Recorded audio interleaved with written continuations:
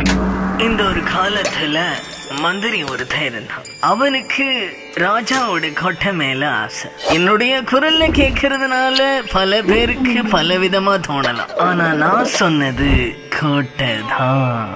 கோட்டையை உடனே பிடிச்சிட முடியாது இல்லையா? அதனால அந்த மந்திரிக்கு 2 தருதலைங்க தேவைப்பட்டாங்க. அந்த தருதலைங்க கிட்ட அந்த மந்திரி ஒரு பொருளை ஒப்படைச்சான். இது படம் இல்லையா?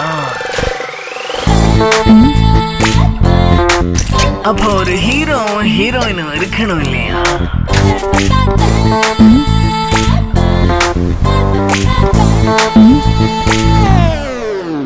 யாரு சுவாமி இவன்? சிவபூஜையில கரடி மாதிரி இல்லடா, அவன் கரடியே தான்.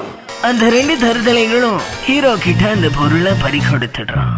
பறிகொடுத்த சோகத்துல வேகமா போய் அதை திருப்பி பறிக்கலாமே அப்படின்னு போனா அங்கதான் ஒரு ட்விஸ்ட். அவன் பறிச்சுட்டு வந்தது அந்த ஹீரோ கிட்ட பறிகொடுத்தது இல்ல, அந்த பக்கமா போன வேறொரு கேடி கிட்ட பறிச்சுட்டு வந்தது. அவன் கேடி இல்லையா, சும்மா விடுவானா? இவன் அவங்கள தருத்த, அவங்க ஹீரோவை தருத்த. ஹீரோ ஹீரோயினை தேடி போவான். ஹீரோ ஏன் சுவாமி ஹீரோயினை தேடி போனா? அவ காதலுக்குள்ள ஒரு சின்ன ப்ராப்ளம் டாம்பி. சுவாமி சின்ன ப்ராப்ளமா இல்ல சின்னதா இருக்கிறதா ப்ராப்ளமா? ஜஸ்ட் ஒரு நூல்ல மிஸ் ஆயிடுறது கரடி.